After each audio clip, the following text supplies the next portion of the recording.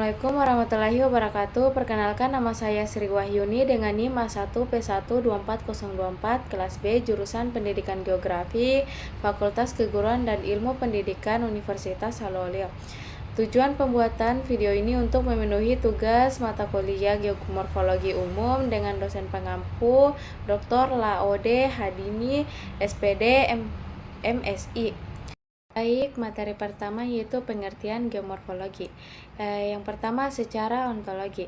Geomorfologi merupakan ilmu mengenai bentuk lahan. Bentuk lahan yang dimaksud ialah sebuah unit genetik, yakni faktor dari relatif, proses, struktur, material, dan waktu.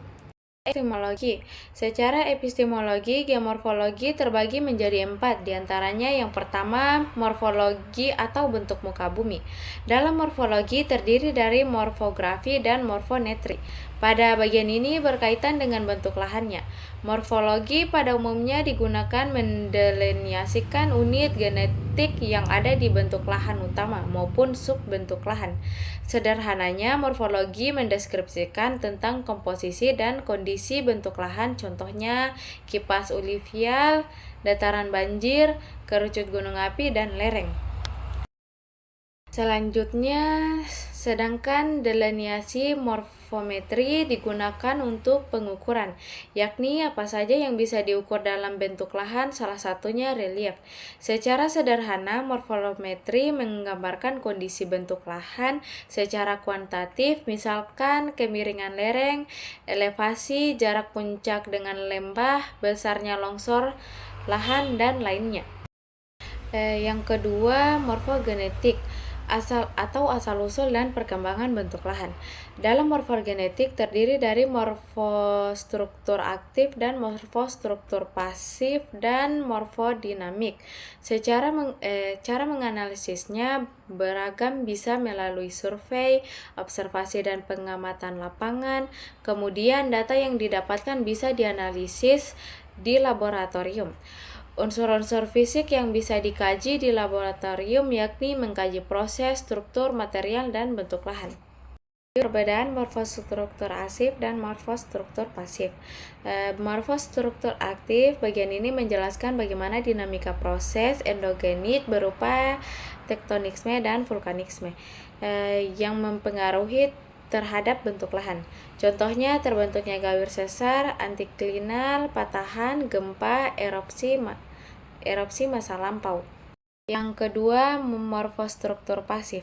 Bagian ini menjelaskan dinamika struktur kulit bumi dan intologi berupa danudasi yang berpengaruh terhadap bentuk lahan, contohnya peristiwa pelapukan, erosi, pembentukan gunung pasir, dan lainnya. Selanjutnya, morfodinamika. Pada bagian ini, penjelasan dinamika proses eksogenetik yang mempengaruhi bentuk lahan dalam waktu relatif cepat. Contohnya seperti banjir, erosi, erupsi, gunung api, dan lainnya. Morfokronologi. Pada bagian ini mengkaji tentang perkembangan waktu, pembentukan bentuk lahan atau urutan terbentuknya bentuk lahan. Contohnya pantai bertebing, pantai deposisional, berkembangnya dari pantai erosional yang sebelumnya adalah pantai cliff. Yang keempat, morforenssement. Pada morforenssement ini membahas tentang terkaitnya bentuk lahan yang satu dengan bentuk lahan yang lainnya secara konseptual atau bentuk lahan dengan unit-unit yang berkembang di atasnya seperti ekologi, sumber daya alam, aspek kehidupan manusia, dan lingkungannya. Model dalam geomorfologi. Model merupakan ciptaan ideal dan kenyataan seperti aslinya yang kompleks, dengan maksud untuk menyederhanakan sehingga mudah untuk dipahami. Seperti gambar di samping ini dari dunia nyata, model ikonik, model simbolik, model analog, dan teori. Genetik bentuk lahan. Relief Orde pertama. Relief Orde pertama ini terdiri dari benua dan samudra. Benua yakni terdiri dari pulau-pulau yang besar, sedangkan samudra terdiri dari lautan. Dikatakan sebagai genetik bentuk lahan sebab pulau dan lautan terbentuk karena adanya tenaga endogen. Tenaga endogen ini yaitu tenaga tektonisme dan vulkanisme. Kedua, relief horde kedua. Hasil dari proses geomorfologi yang berkaitan dengan vulkanisme dan tektonisme yaitu diatropisme. Diatropisme ini peristiwa pembentukan pegunungan, sedangkan vulkanisme peristiwa pembentukan gunung api.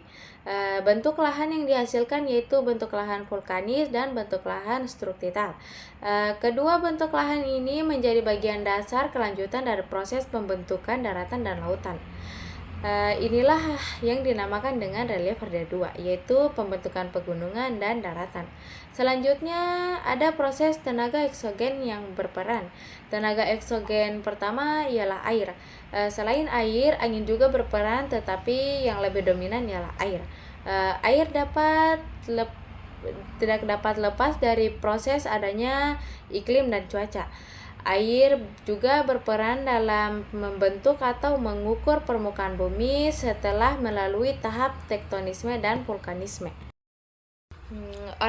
Relief horde ketiga. Dari peranan tenaga eksogen mengakibatkan terbentuknya kronologi stadium pembentukan permukaan bumi yang dikenal sebagai relief horde ketiga, yang terdiri dari erosional, deposional, dan residual. Setelah air bekerja yang mengakibatkan erosional, deposional, dan residual, maka berkembanglah ke kondisi dewasa. Perkembangan dewasa ini permukaan bumi menjadi kasar dan level permukaannya sudah berkurang dibandingkan dengan yang stadium muda. Untuk stadium tua, levelnya menjadi sejajar yang kemudian membentuk lembah-lembah sungai yang berkelok relatif hingga dibandingkan dengan fase dewasa tadi. Selanjutnya proses geomorfologi bentuk lahan. Yang pertama degradasi.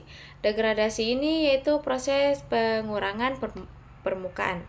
Faktor-faktor yang menyebabkan degradasi diantaranya yang pertama pelarutan, yang kedua gerak massa, yang ketiga erosi, yang keempat air, yang kelima gelombang, yang keenam cluster, yang ketujuh angin, yang kedelapan organisme.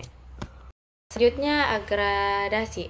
Agradasi ini dikenal sebagai proses penambahan permukaan. Faktor-faktor yang mempengaruhinya yaitu air, gelombang, cluster, dan angin. Selanjutnya ekstraterestrial. Ekstraterestrial ini berasal dari jatuhnya meteor ke permukaan bumi. Inilah dasar syarat genetik bentuk lahan utama di bumi. Terbentuknya melalui proses endogen yaitu vulkanik dan tektonik, dan eksogen yang melalui proses degradasi dan agradasi. Terima kasih, itulah hasil presentasi video kedua saya. Lebih dan kurangnya mohon dimaafkan. Jangan lupa like, comment, and share. See you next video.